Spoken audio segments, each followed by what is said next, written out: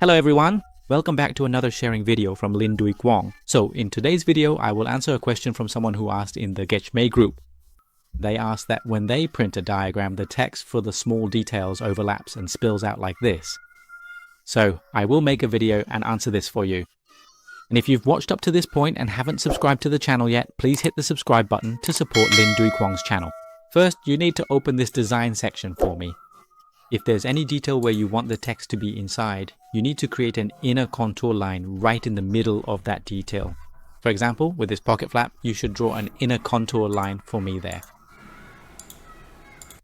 If you want the text to be exactly on this inner contour line, then draw an inner contour line for me.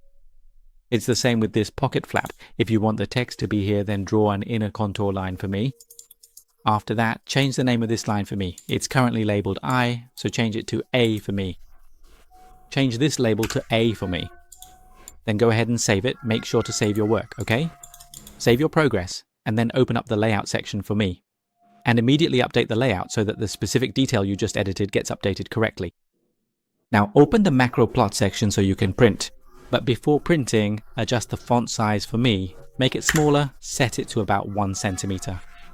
And in the default plot parameter table section, you will click the open button to open this table. After that is done, please go ahead and edit the annotation section for me by changing the value in the pitch row to on center so it is correct. After that, save it for me. Make sure to save. Close this table. Now click process for me and select yes to all. Alright, now you will open this diagram to print it.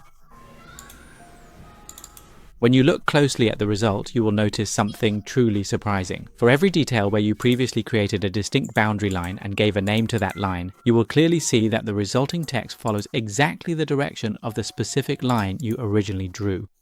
So here I am answering a question that you asked in the Getchmay group. If you find my video helpful, please share it on your personal Facebook page.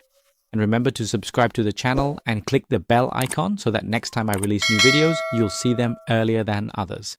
Hello everyone. See you again in the next sharing videos.